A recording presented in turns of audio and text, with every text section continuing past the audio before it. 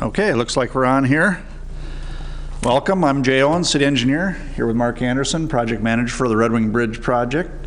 Mark, we had we took a month off, but we had an exciting month on getting some bridge removal done. Maybe give a little highlight on what's happening and when things will be wrapped up with the removal. Okay, so they lowered the center span probably 3 weeks ago now, something like that.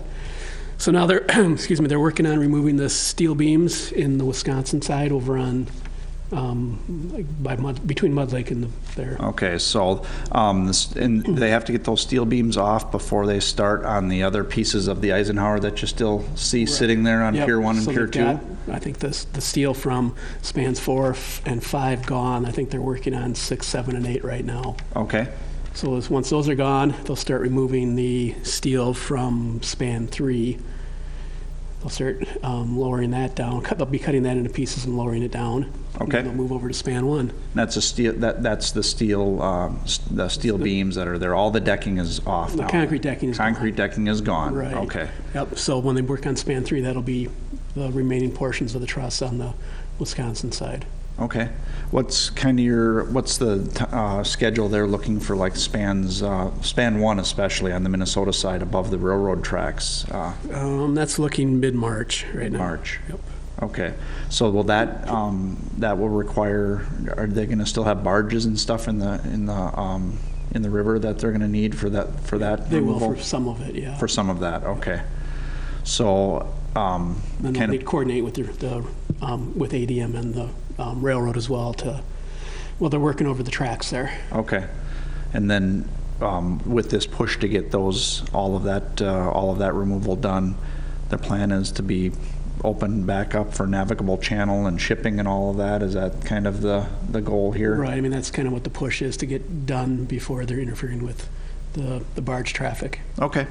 Good. Also, this morning at our meeting, there was some talk about the work going on the Wisconsin side on the box culvert. Maybe give an update on what's going on over there? Yeah, I think they're getting pretty well wrapped up with that. I believe all the sections of the box culvert are in. And they've been doing some riprapping of the shoreline.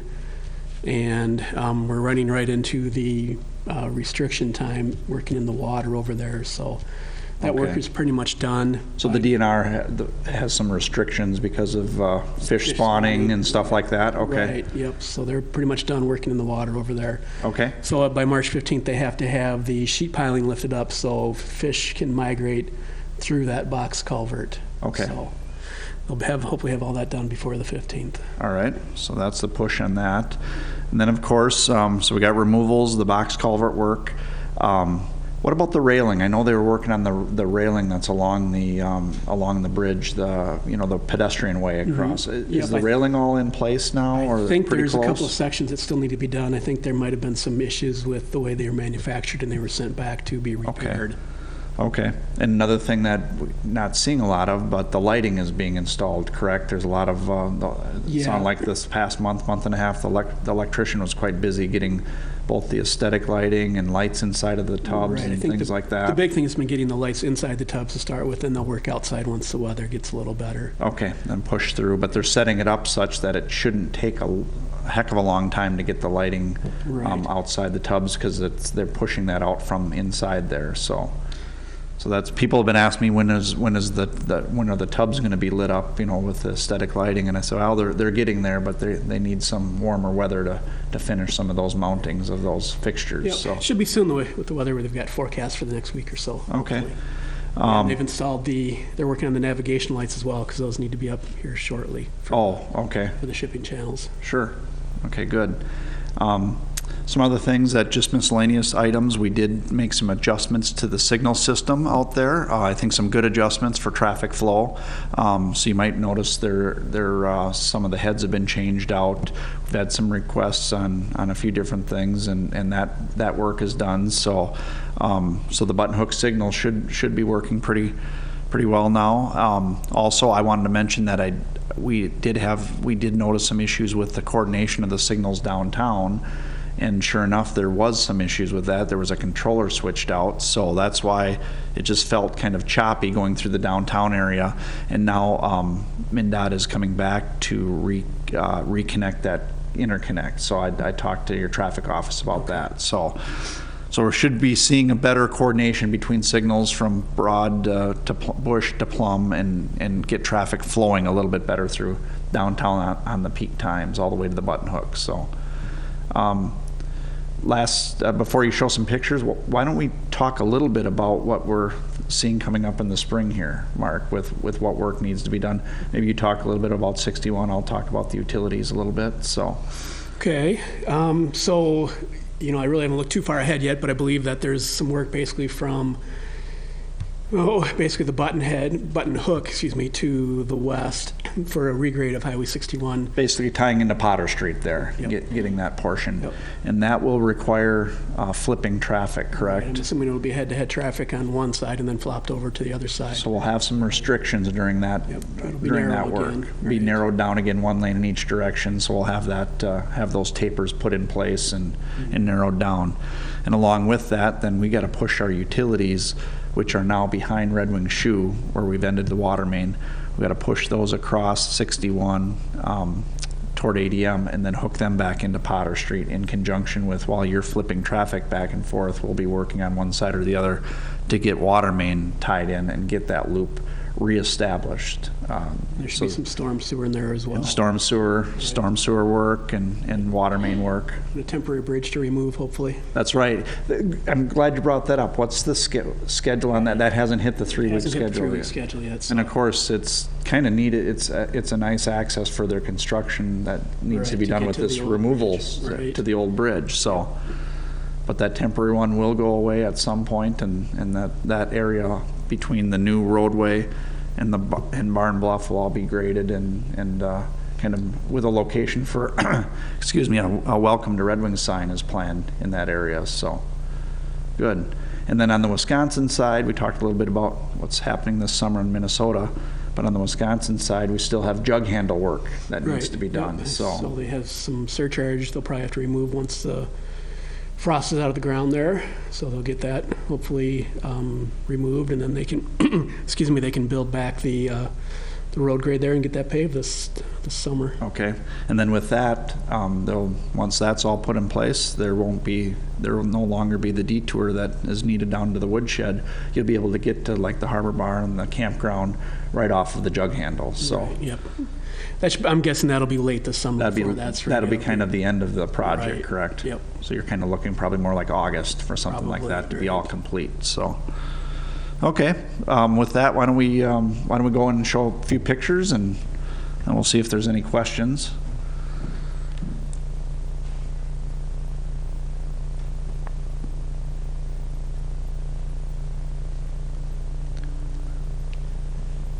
So some of these pictures are from probably after our last meeting, I think, which was in December.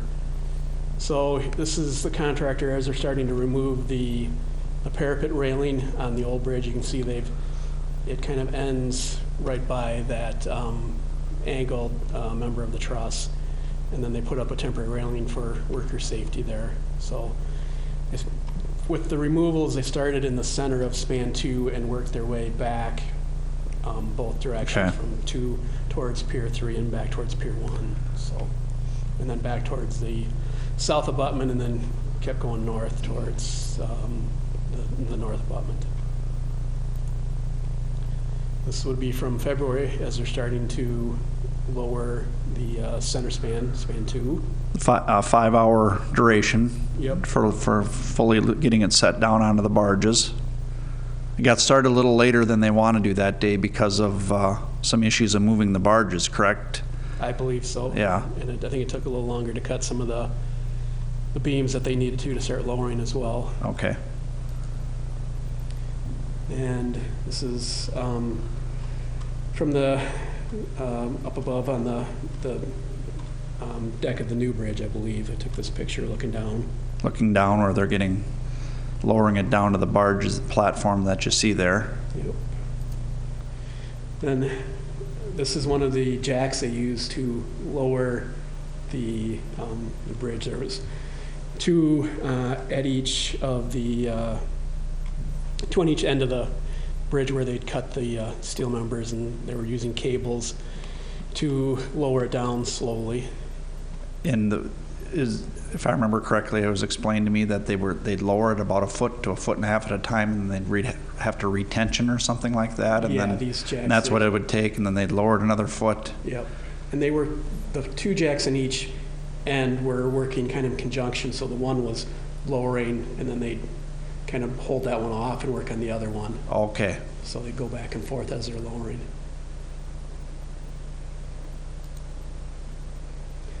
Another picture from above, just showing as it's getting down towards the barges. Pretty close there, huh? Mm-hmm.